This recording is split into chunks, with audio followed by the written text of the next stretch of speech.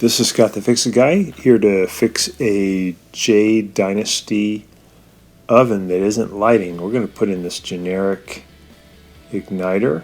This is a flat oven igniter that works on a lot of different models.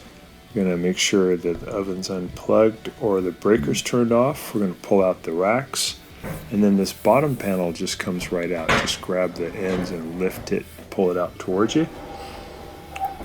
And these igniters probably go about 4 or 5 years and they need to be replaced.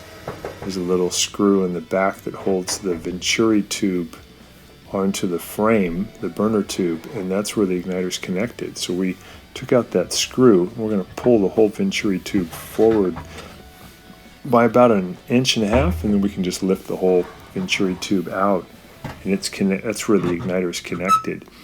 We do want to disconnect these wires too, so we're going to pull the front plate off. We're going to lift it up by about 1 inch and then pull it toward us, and that plate will come right off. No screws, it's just held in by a couple of clips. And then there's 2 wires we want to disconnect. These have wire nuts on them, and sometimes when the igniter has not been replaced there won't be wire nuts, so you may have to cut the wire. With the wire nuts, I'm just pulling them apart. So one bringing power from the oven, one bringing power from the safety valve. They're going to the igniter, and just disconnect those wires. And then we're going to go ahead and lift the whole venturi tube burner assembly out of the oven. And that'll make it a lot easier to replace the igniter.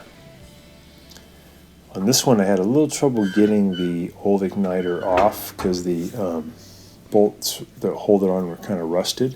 So I actually just removed the igniter out of its case, which is pretty easy to do. You just have to bend the case a little bit. So you can do that if the screws are too corroded. It's best to just replace the case too. I'll show you. So here's the venturi tube, the burner assembly. And I wasn't able to get the screws off, so I just bent the case that holds it. I just pulled it out away from me a little bit by about 1/2 inch, and then I could slide out the old porcelain piece with the igniter. Just be careful that the metal filament on the igniter doesn't hit anything because they're really fragile. So I bent the case, the original case, in a little bit, and then I gently pushed in the porcelain and metal new igniter into the old case until it kind of locks into position.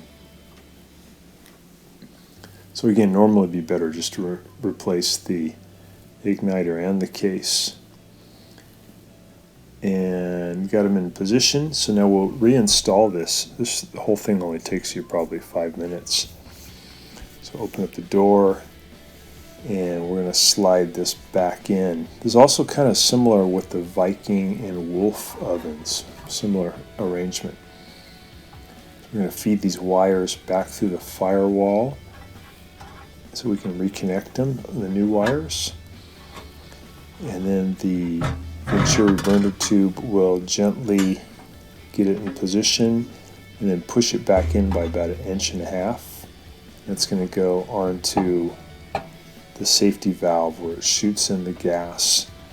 We're going to line up the hole for where the screw goes, and then we'll just zip in that little screw that holds the burner tube assembly in position. We'll close the door, and then we'll reconnect the wires here. We have 2 wires coming from the igniter, one from the power source, one from the safety valve. And you can hook these up either way, it doesn't matter, there's no polarity issue.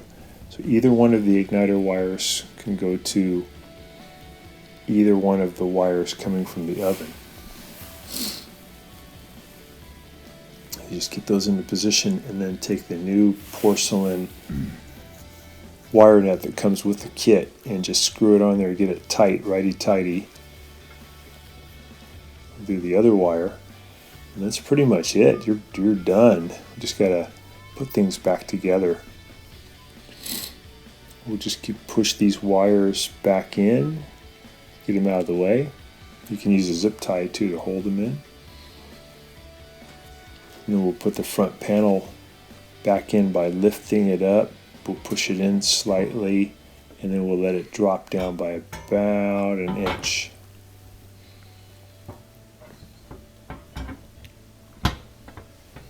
So this is on the Jade Dynasty ovens. We're going to go ahead and turn it on. Got it plugged in again. Or you can turn on the breaker, plug it in. They got the igniter already glowing. You can turn the light off so it's easier to see.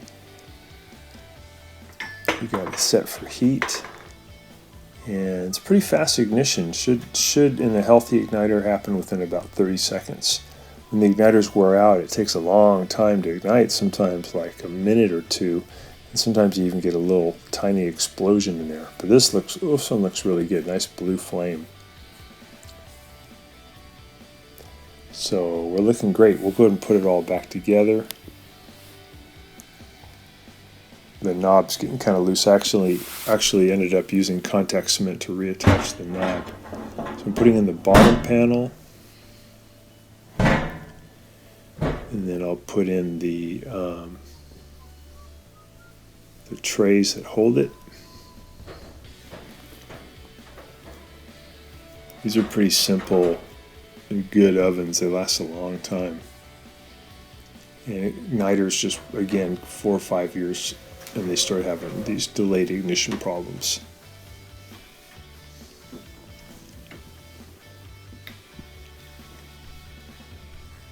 Yeah, I kind of re-glued this knob with contact cement and then put it back on. And we have a good working oven again. Pretty fast, pretty easy. Hope this has been helpful to you and it gets your oven going too. Hope you can subscribe to our channel when you get a chance and like our video. Thanks so much for watching.